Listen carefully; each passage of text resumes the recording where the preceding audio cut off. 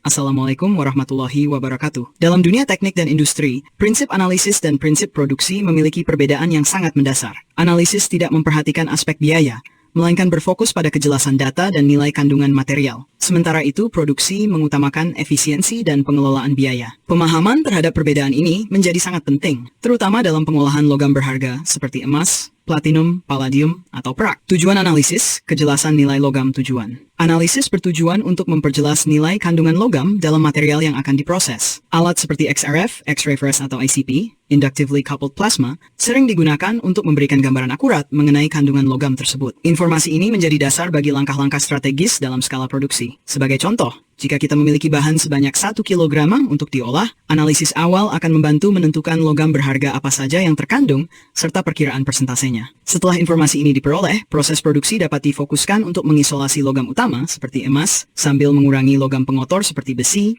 seng, atau aluminium. Pertanyaan yang sering diajukan. Dalam pengalaman saya, banyak pertanyaan mencerminkan kurangnya pemahaman dasar mengenai proses analisis logam. Misalnya, apakah besi atau seng akan hilang sepenuhnya selama proses pemurnian? Mengapa logam pengotor masih tersisa setelah proses larutan? Pertanyaan-pertanyaan ini bisa sulit dijelaskan jika konsep dasarnya belum dipahami. Oleh karena itu, saya akan menjelaskan secara sederhana namun teknis agar lebih mudah dimengerti. Proses isolasi dan pemurnian logam. Misalnya yang diolah sebanyak 1 kg, pekerjaannya umumnya akan mengisolasi barang berharga atau logam tujuan misalnya emas. Agar aman, maka yang diisolasi itu dimulai dari tembaga. Tembaga tidak hilang. Artinya, jangankan emas, palladium, platinum, bahkan perak dan tembaga sendiri itu tidak akan hilang. Dan mencoba meniadakan logam yang dianggap bukan tujuan seperti besi, seng, aluminium, dan sebagainya. Lalu, pada hasil yang cukup akhir, misalnya didapatkan pelogaman yang terjadi dari pemurnian tersebut misalnya berukuran 100 mg logam utuh, lalu diperiksa ulang dengan XRF. Kandungan besi dari sebelumnya 20% menurun menjadi 1%, dan tentu ada peningkatan nilai dari logam berharga yang seharusnya meningkat. Dalam keputusan awal, tembaga sengaja dibiarkan ada karena logam dalam bentuk bubuk akhir sangat sedikit dan seterusnya. Keputusan pemurnian, terkadang muncul pertanyaan, apakah lebih baik semua bahan langsung dimurnikan? Secara umum, material alam, contohnya 1 kg bahan mentah, biasanya mengandung logam berharga dalam jumlah kecil, misalnya 10 mg, 25 mg, atau paling banyak 100 mg emas murni 24 karat.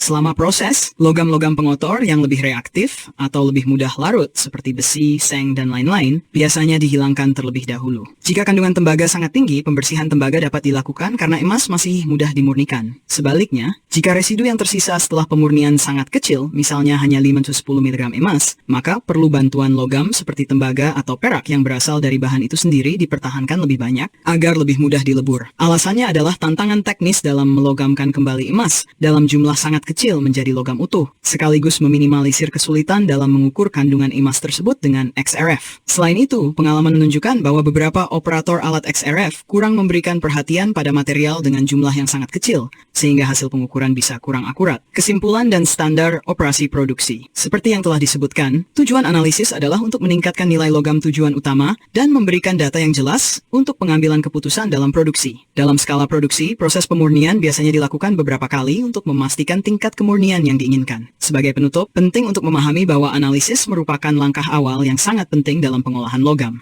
Dengan analisis yang baik, kita dapat mengurangi risiko dan meningkatkan efisiensi produksi secara keseluruhan. Demikian penjelasan ini, semoga bermanfaat. Mohon maaf jika terdapat kekurangan dalam penyampaian. Wassalamualaikum warahmatullahi wabarakatuh.